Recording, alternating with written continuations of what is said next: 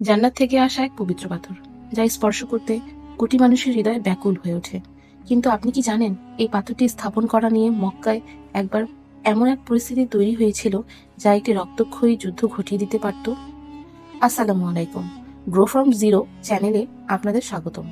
আজ আমরা জানব হাজরে আসওয়াদের ইতিহাস এবং সেই ঘটনার কথা, যা আমাদের শিখিয়ে দেয় কিভাবে ক্যারিয়ার বা ব্যক্তিগত জীবনে বড় কোনো সমস্যা বুদ্ধি দিয়ে সমাধান করতে হয়। ভিডিওটি শেষ পর্যন্ত দেখুন এবং হাদিসের রেফারেন্স সহ এই মহান ঘটনাটি জানুন। হাজরে আসওয়াদ মানে হলো কালো পাথর। তিরমিজি শরীফের 877 নম্বর হাদিসে বর্ণিত হয়েছে, রাসূলুল্লাহ সাল্লাল্লাহু আলাইহি ওয়াসাল্লাম হাজরে আসওয়াদ জান্নাত থেকে অবতীর্ণ হয়েছিল। তখন এটি দুধের চেয়েও সাদা ছিল, কিন্তু বনি আদমের পাপেকে কালো করে দিয়েছে। এই পাথরটি কাবা ঘরের দক্ষিণ পূর্ব কোণে অবস্থিত।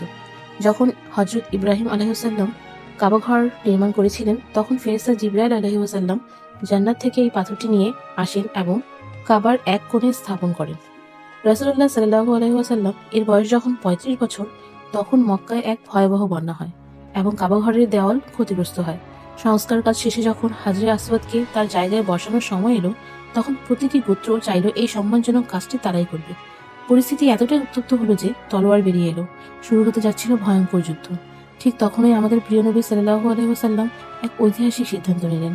তিনি নিজের চাদর বিছিয়ে দিলেন এবং তাতে পাথরটি রেখে সব গোত্রের নেতাদের চাদরের প্রান্ত ধরতে বললেন। সবাই মিলে পাথরটি কাবার কাছে নিয়ে গেলেন এবং শেষে নবীজি সাল্লাল্লাহু আলাইহি ওয়াসাল্লাম নিজ হাতে সেটি নির্দিষ্ট স্থানে বসিয়ে দিলেন। রেফারেন্স সিরাত ইবনে হিশাম। এই ঘটনা থেকে আমরা কি শিখি? গ্রো ফ্রম জিরো চ্যানেলের মূল লক্ষ্যই হলো জীবন গড়া। নবীজি সাল্লাল্লাহু আলাইহি ওয়াসাল্লাম আমাদের শিখিয়েছেন, বড় সমস্যায় আবেগ নয়, বুদ্ধি দিয়ে সমাধান করতে হয়।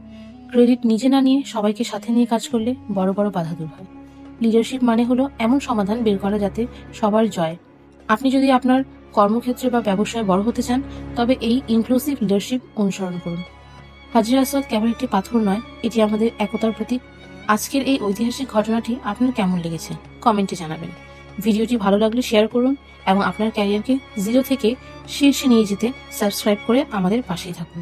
ধন্যবাদ।